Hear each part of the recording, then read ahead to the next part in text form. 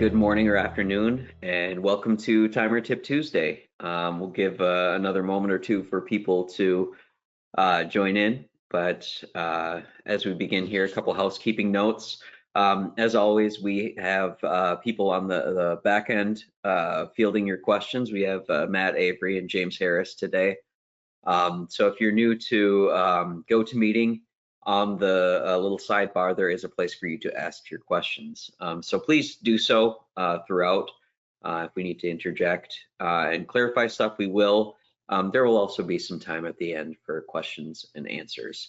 Another note is that, as always, this meeting is being recorded, and you will get a copy of that as well as the slides after the presentation. One other additional note, we do have a handout that's in the GoToMeeting interface that you will also get via email after this. It's a really wonderful checklist that was created by Johanna and our marketing department. It's geared a little bit more towards race directors than it is for timers, but it's a great resource for you to help guide your race directors and make sure that they're ready for the big day. And for those of you who haven't put it together yet, the big day would be Thanksgiving. So we're talking about getting ready for turkey trots today. It's the first Tuesday in November, and Thanksgiving's only a couple weeks away. So now's a very good time to have that on your mind. Without further ado, let's get started. Hi, I'm Soren Larson. I'm a senior technical account manager here at RunSignup. Many of you have done trainings with me. If you haven't, I would highly encourage you to do so if you have specific scenarios or questions that you'd like to work on. For today's agenda, we're going to be talking about being prepared for Thanksgiving and turkey trots. So that includes preparing race day registration, race day check-in, and how your bibs will be assigned, integrating RaceJoy into your race day experience, as well as considering virtual options for RaceJoy and being aware of the new bib and chip timing integration. We'll be touching on results, race day photos, and other features of the check-in kiosk. One kind of important and cool stat here is that the oldest turkey trot in the country is in Buffalo, New York. This year will be the 129th year. And yes, registration is on RunSignup for that. I also believe it's the oldest consecutively run foot race in the world. So fun Thanksgiving fact. One other thing to be aware of is that turkey trots are growing. So this is a link to a recently released blog about 2023 turkey trots, highlighting the growth there. In 2023 we had 920,761 participants across 833 races, which represents a 10% growth from 2022. So as timers, we're going to focus a little bit more on race week and what that preparation looks like. But one of the pieces that's an ongoing conversation that you should be having with your races and your race directors is how you're going to handle race day and race week registration. Packet pickup and on-site registration is likely the first time your athletes get FaceTime with you and the races that you represent. So being organized and prepared for that is a really big key to a smooth race day. And one of the biggest pieces of that is making sure that all of the technology you provide is tested and ready. So some questions to ask yourself, and if you're not sure, to clarify with the people overseeing the race site. Do you have internet? Are your computers updated? Do you have a power source? Are you sure you have a power source? And if it is a time of year where you're like me and you're in Minnesota and the race season has slowed down a little bit, making sure that your hardware is up to date with the latest firmware and that it is set to daylight savings time. For those of you who haven't timed a race in a couple weeks, that's going to be really important. So in asking these questions of yourself and making sure that they're answered, you're helping to set expectations as well, and limiting confusion between yourself and the race as to who's in charge of what or what the workflow is. So you really need to make sure that everyone is on the same page as to whether or not you're accepting on-site registrations. If you are, what is the flow of those registrations? Making sure you have registration open at RunSignup if you're taking online registrations, even if you're only using the kiosk only mode, and making sure that you have all this documented in a way that you can use to train the volunteers and staff. Turkey trots, more than almost any other kind of race, are going to be ones where the race directors or the organizers might only be putting on one race a year. So they're going to be relying on you a lot more heavily than other times a year or other types of races. One other note there, just with are your computers updated? Making sure your computers are updated, but also making sure that if you have some Windows laptops, you don't have them updating in the middle of registration as well. So update your computers, but turn off automatic updates after that. Most events do keep on-site registration open during packet pickup. In 2023, about 1.6% of all registrations were on race day, which is down a little bit from what it is the rest of the year, but that may vary regionally for you as well. Another note there is RunSignup's on-site registration page can be used as a registration station at any point after being turned on. Some events have set up registration stations at running stores or sponsor locations as a standing registration spot leading up to turkey trots.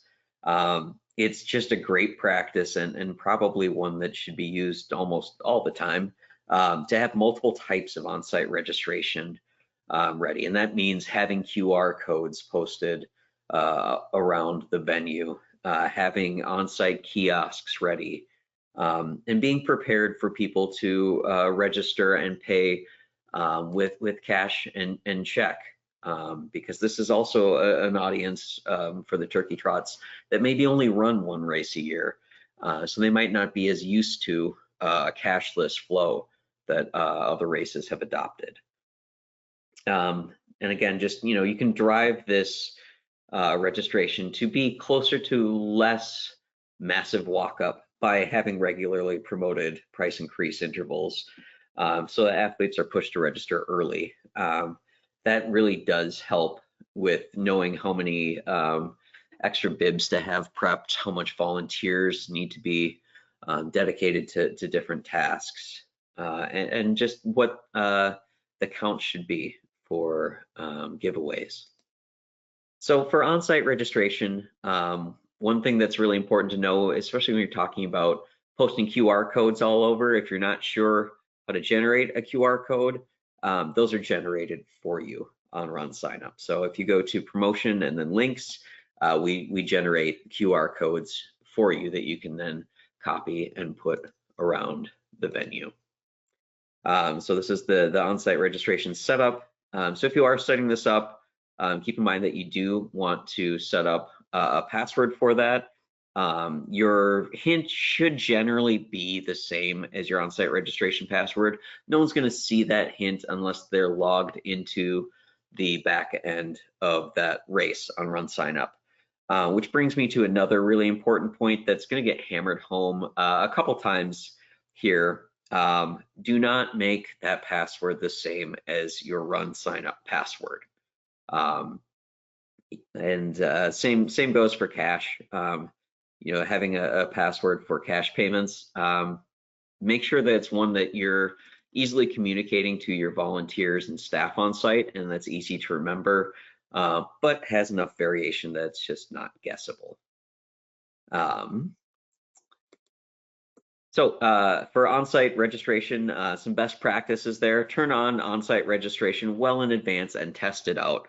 As with any registration flow, just make sure that you've gone through it, that it makes sense, and that there's not any hiccups that will be a barrier to entry for people trying to register. Register yourself for this process, that's a really good way to do that, and also to make sure that you're still getting the same information that the participants are getting, so you kind of have an idea of what that experience is looking like for people. If you're using on-site devices for kiosks or for registration, set the home page of those devices to on-site registration, so that if the browser does get closed out, you can just reopen that and it'll seamlessly continue on. Generally, it's not a great idea to write down passwords, but write down your on-site registration password and your cache password. Make sure that your staff knows this. Make sure that your volunteers know this. And again, in bright red, in bold letters, don't make this the same as your RunSignup password. Print out your QR codes ahead of time for regular registration and have those placed around the packet pickup area. This will allow people to use their phones to register. And then keeping in mind that if you are going to have limited or no internet access on site, plan to cut off registration before you download the database for the last time. And just make sure you have printed out copies of an on-site registration form and a plan for having those participants entered into either your timing database or the RunSignup database, or both. All right, so streamlining the group discounts and referrals. Turning on referral tracking is a great way to increase your registration. Referral tracking allows people to share a code with their friends and family to get them to register. And then if a threshold is reached, the person whose code it is will get some money back. So there's an incentive for people to do that, especially because this is a time of year and a style of race that really is centered around participating with family and friends. So that's a great way to kind of make sure you are actually bringing all of those family and friends in as well. There's a lost opportunity if you're not having your participants market for you like this. Another thing that you need to be thinking about this time of year prior to Turkey Trots is your email marketing and making sure that you're scheduling proper emails. One of the nicest pieces of email marketing is your ability to craft these very specific messages and reach parts of your audience, but also to do it in a scheduled manner so that you're not having to write, all these post-it notes or reminders for yourself. Hey, I need to send out this email. Set it all up ahead of time and automate it. There's a good chance that you're timing a lot of different turkey trots. So juggling all the information for all the different turkey trots and when that goes out, that's a lot that can be taken off your plate ahead of time by scheduling these. Your best friend in this is the QR code. So when you're adding content, making sure that the participant's registration ID QR code is part of that, especially for the pre-race email. So if you're looking to set up that QR code type is going to be a placeholder, and we give you one called registration ID code, and that's going to be the registration ID that you can use the devices with the check-in app at packet pickup to look up that participant. If you're doing dynamic assignment, this really speeds things up. And even if you're not dynamically assigning bibs, this is a much faster way to look up participant information. So this is what one of those emails might look like on a smartphone there. And in case you're wondering, like, okay, how do I, what should I write in this? We do have a pre-built email for this. So when you go into creating an email in the email v2, going to your pre-built emails, and then with the drop-down selecting pre-race, we give you a couple different options there: bibs pre-assigned, bibs dynamically assigned, and put in that information. Again, test your emails. It's always good to have maybe a specific list for a specific email list that includes just you and some race staff, so you can see what that all looks like ahead of time and decide if maybe you want to switch things up at all. Streamlining your giveaway inventories. Now we're getting into the on-site piece where we're actually, employing this in real time. So giveaway inventories is a great tool in RunSignup that'll help streamline packet pickup and manage the athlete's expectations in advance of arriving on the site. This also means that you wouldn't need to cut off giveaway selections. And it also integrates really well with the race day check-in app. So even if you have a race that wants all of these bibs labeled ahead of time, well, there is this group of people who are registering between the time that your bibs are labeled and between the time that they're picking it up, where you would need to find a way to see the information for what shirt they ordered there. Another important tip here that might not come to mind immediately, make sure you have a no shirt option when creating these giveaway inventories, because you need people to be able to choose something should all the other sizes go out. So to set up giveaway inventories, you go to race, giveaways, and add-ons, and then giveaway inventory.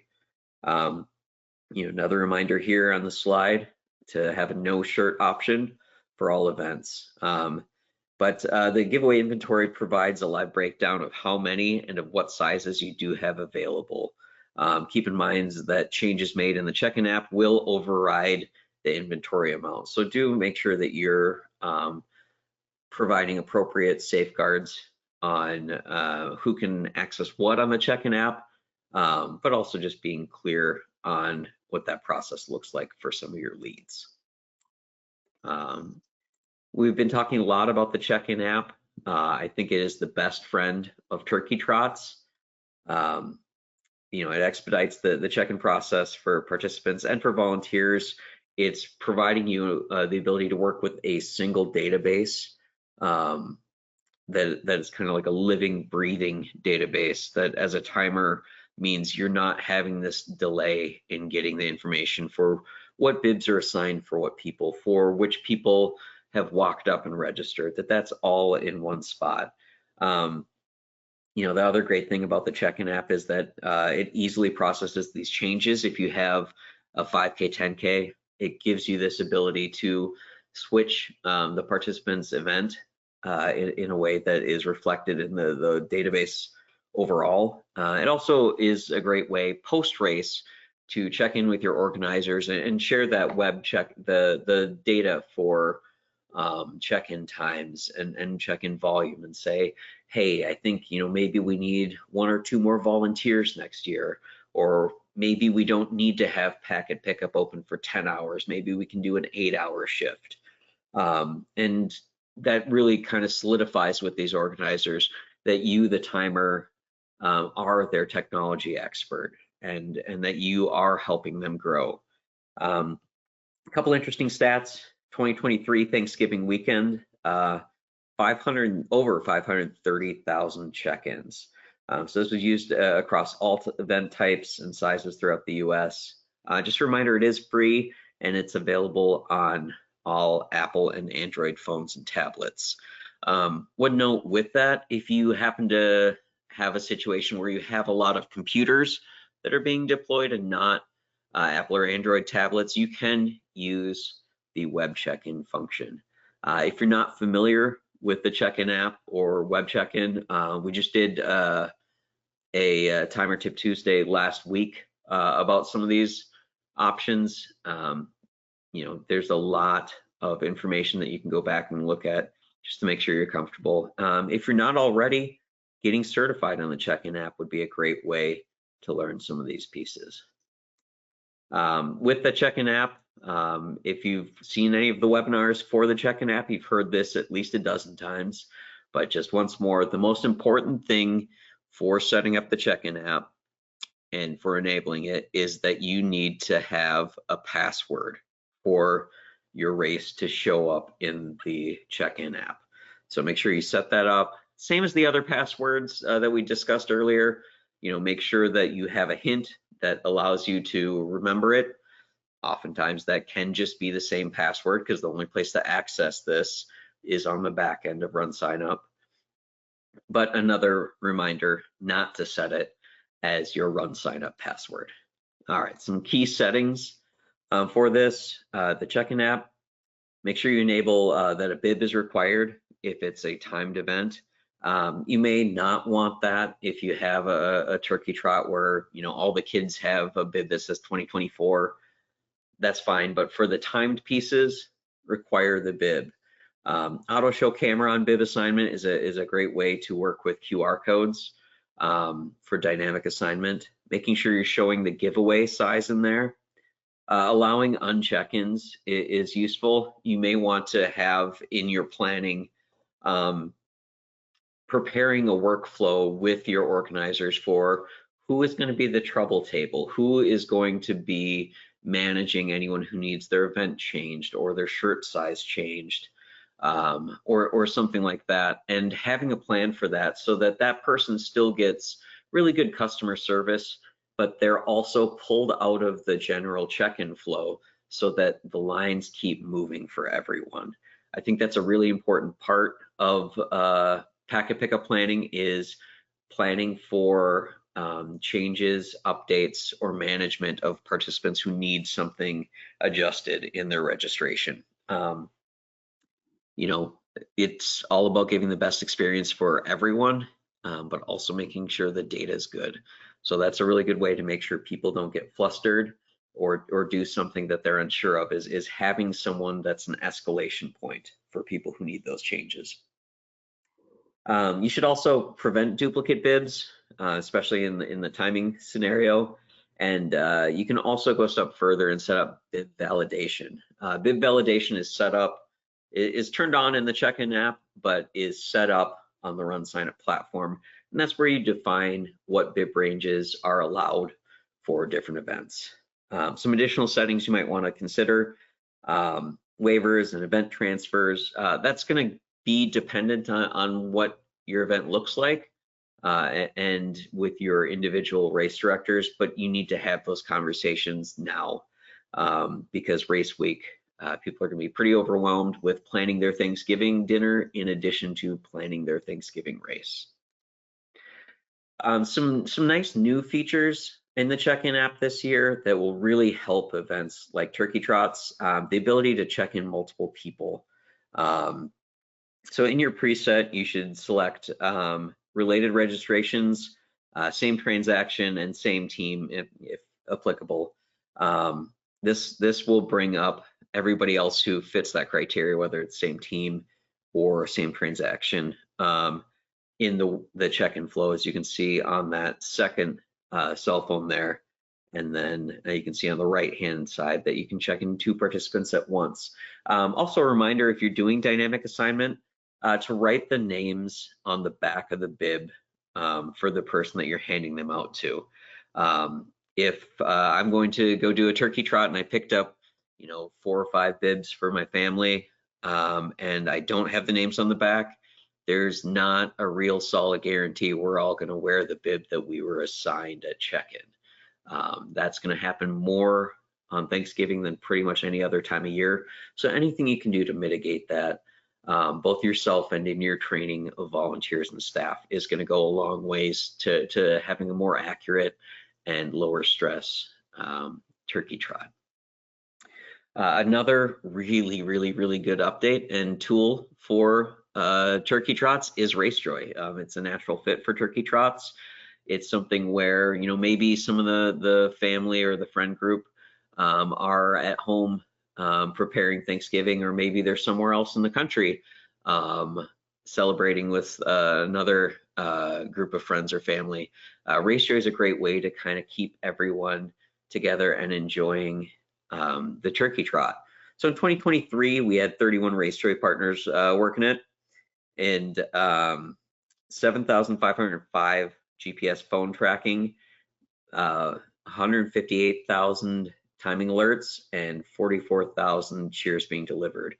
I would anticipate these numbers going way up this year, especially with the new addition of the bib and chip timing integration. So why is RaceJoy a perfect turkey trot edition? It offers a way, as I said, for socially connected event experience. By seeing how the people that you're tracking are doing and being able to send them cheers as well. Participants tracked by remote spectators can have those fun cheers sent to them and kind of hear that as they're out there running. You can also use the ability to create custom audio themes, including scheduled notifications at various points in the course to play. One of my personal favorite turkey trot experiences as someone who was timing every single Thanksgiving was actually doing a turkey trot virtually on my own. And I think that that's the only turkey trot I've actually been able to participate in since maybe 2009 or so. So, being able to do that virtually is a great way for people who are unable to attend the turkey trot in person to still participate and support an organization that they care about. So when we talk about what's new in RaceJoy, the big headline this year has been the new bib and chip tracking timing alerts that supplement the GPS tracking and continuous tracking alerts. So now with the race day suite, you have the ability to do two options and offer it at a very affordable price point for your races. So if you have some questions about kind of how that works, with the bib chip notifications in RaceJoy, we're directly streaming the timing data from race day scoring to RaceJoy users. So the number of timing alerts there depend on the amount of timing equipment placed on the course. A lot of turkey trots might only have a start finish, but this still allows you to provide that data for people who aren't running with their phone or aren't using the GPS enabled piece of this. So that it's really nice because it means that people at home can still get alerts for people that they're tracking, even if those people aren't carrying their phone when they're running. So one note there, as the timers, you may need to charge more for equipment and added staff to do this. You might want to consider your prices and availability for adding splits on course. You also have the ability to have that discussion with the race director if they're saying, well, we don't necessarily have it in the budget to add splits on course. You could just suggest, hey, they could still use the GPS real-time tracking and get those splits themselves every mile if they wanted to do it that way. So with race day real time, the integration of both the phone tracking and the bib chip tracking, that is integrated using race day scoring for the chip-based progress alerts. You don't have to score your races in race day scoring to offer the alerts, but you do need to have race day scoring as a middleware for pushing this data out. And with that, the biggest reminder there for RaceJoy is that you do need to be a certified timer on RaceJoy to provide this to your events. So now is a really good time to do that. And it's also a very important time to set up RaceJoy for your event because that does need to be set up in advance. Other reasons why you should be doing RaceJoy if you're not already, it's a great additional revenue source, whether that is adding split points or whether that is charging a little bit more per participant to offer RaceJoy. It's free for timers for unlimited events, and it's included in the purchase of the race day suite license. If the registration for the race you're timing is not on RunSignup, it is a cost of $750 there. So do be aware of that. And also, consider charging more for offering RaceJoy because you are managing more and you have done more work for that, including getting certified. It's very easy to set up and manage, especially for turkey trots and smaller distance or shorter distance races like 5Ks.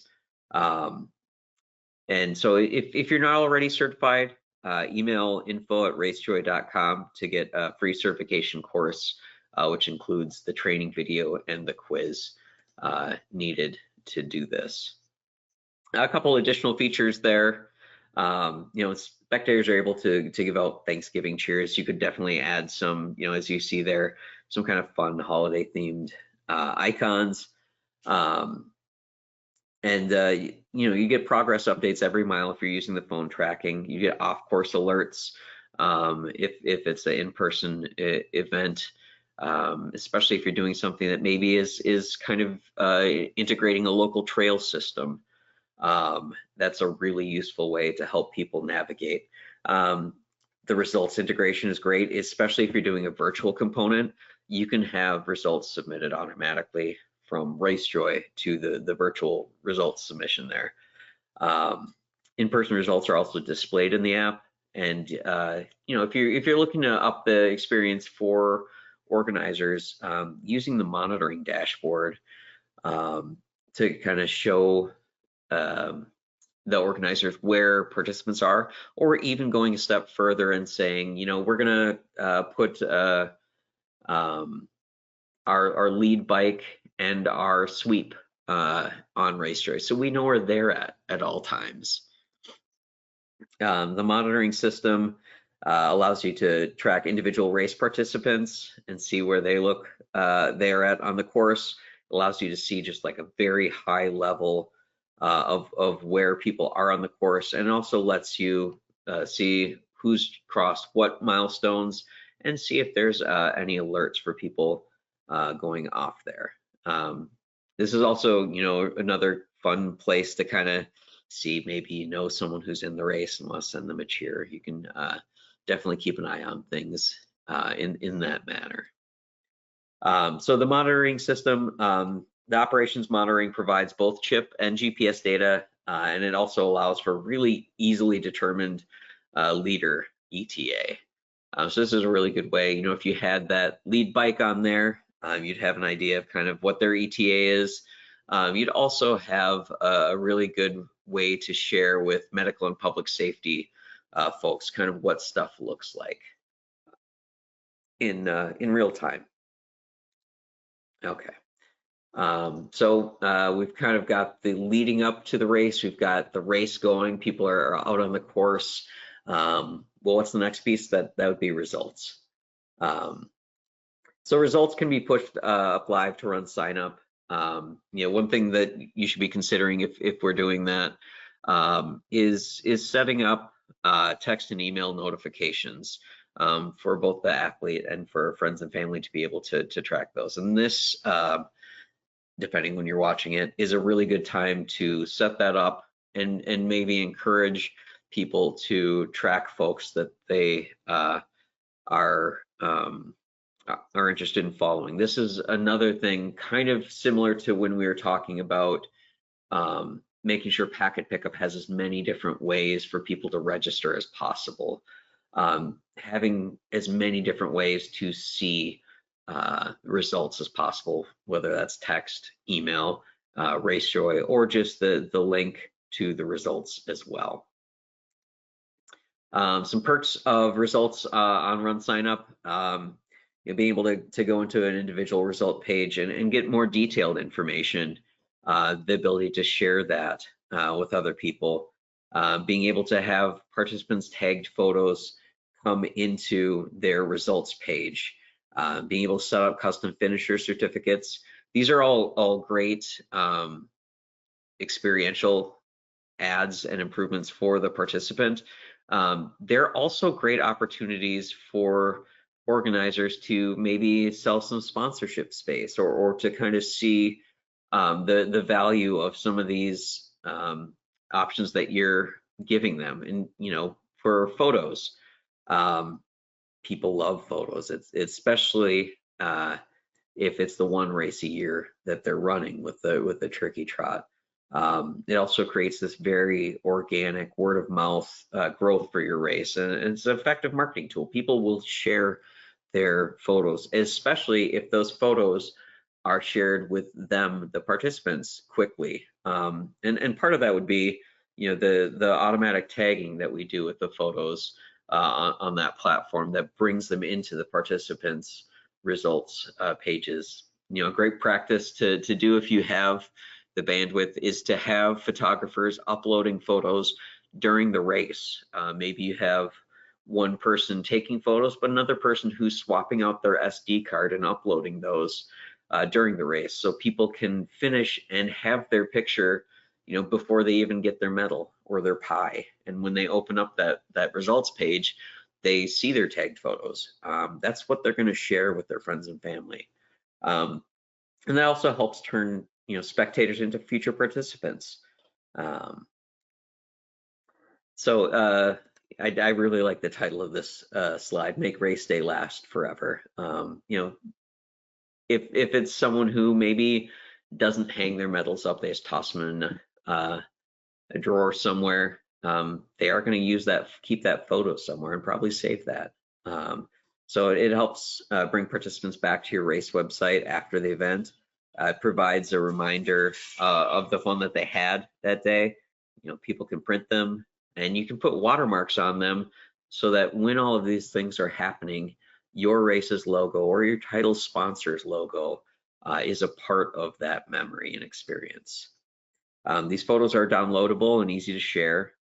Friends and family, will see the photos and probably think about doing it with their friend or family member next year as well. So to set up the photos, if you're unsure of anything, just always use the search bar. But Photos has its own little sub menu there. So you go to Photos, Photo Setup, and then you have some ability to get a little bit granular in how you want photos to be able to be shared. Some of them you want to have searchable, some you might not. You may actually even want participants to be able to upload their own photos. You could create some public tagging for folks who maybe didn't wear their bib properly. So you have a lot of options within that setup. So some examples of photos.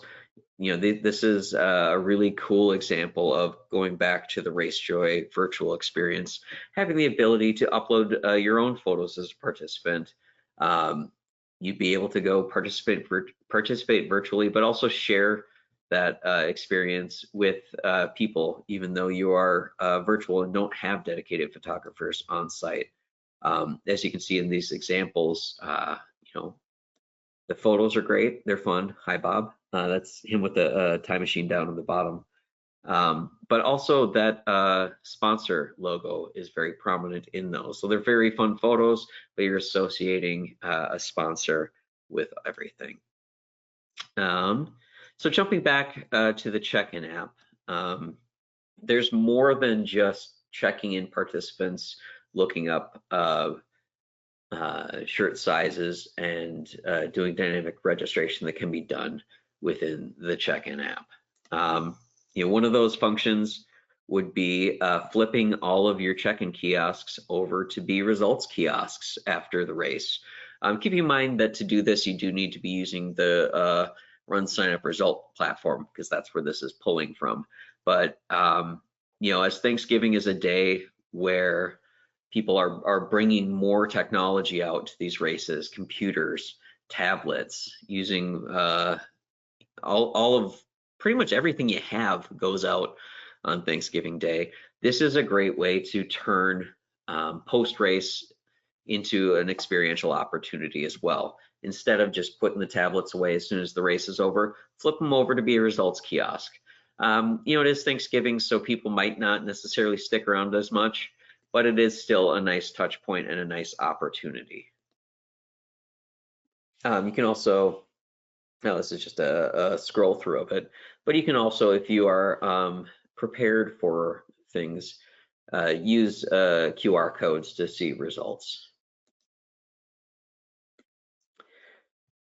So quick results setup, results lookup, view results, usually done by bib number. That's generally just the fastest there, but it will bring up participants' information. You can set how long that will show before it reverts to the main page. So you can also use this kind of a setting to set up a self-service kiosk for participants, which lowers your staffing needs there a little bit. All right, just a reminder about how to change configurations. You you can refer to that as needed. Another newer update to the check-in app that can be considered for turkey trots would be using the medical kiosk option. So the medical kiosk option allows medical personnel to check in participants to the medical tent, but also to check them back out. So that's some very important reporting that you can use with your organizers to say like, hey, here's, you know, if you're getting questions like, hey, where's my friend? You could see if they're checked into the medical tent, and then also if they were checked back out and when. So a quick review here of everything that we've just discussed. We just touched on race day registration, the check-in app for race day, Race Joy, as well as the bib and chip tracking, results, race day photos, and then results kiosk and medical tent information there. So as we kind of wrap that up, a couple activities to be aware of coming soon. The timer survey for 2024 is coming out, and also we are looking for submissions for the Alan Jones Timer of the Year Award. So please get those in there. Who's got some questions? While we're waiting for some questions, feel free to pop them in there. I did want to just add one kind of flavor to the whole conversation. So as timers, because we are talking to timers today, you know, it is a very important event. Thanksgiving, it's always a lot of pressure on making sure that, you know, you deliver a good experience. As Soren underlined, a lot of times these are organizations that really put a lot of energy in for this one day of year, and it's kind of their big event. May not be something they do on a regular basis, as he underlined. One thing I did want to kind of share is that, again, if you're using, let me just take over the screen here for a second. If you have race day scoring going, you can show it or I can do it. I just want to underline again, you know, it's really important to know that we have built a system that gives you a lot of backups. And so as you're preparing for your event, even that morning, just hitting that button and doing cloud backups from race day scoring is a button you want to probably think about. Just kind of best practice, keeping backups of things, because as Soren said, a lot can happen in terms of data. You're probably dealing with a lot of data that you might not be normally dealing with, and a lot of different variables coming in, and just having that backup and ready to go is just a kind of a best practice. Mm-hmm. See any questions, Avery? Nope. All right, well, do your preparation now and make sure you have a smooth Thanksgiving Day, because it is, you know, the biggest timing day of the year. And in exchange for getting out of cooking a lot of the food, that's the price you pay right now. Yeah, so again, we're just kind of looking at this race day scoring here, if I'm bringing it up. So the button is always there. Just like you can even be live in the event, right before the event goes on, clicking that button, sending a full backup to the cloud and having that ready to go in case anything goes sideways on you. It's kind of a good practice. And if you have a lot of timers in the field who, you know, aren't going to be in touch with you for a couple days because they're going and spending time with family, making sure that they know how to back up their races to the cloud, so that you, as the person in charge of those results and those communications, have access to that without having to get the computer back physically. Well, thanks again, everybody. Happy turkey trot season.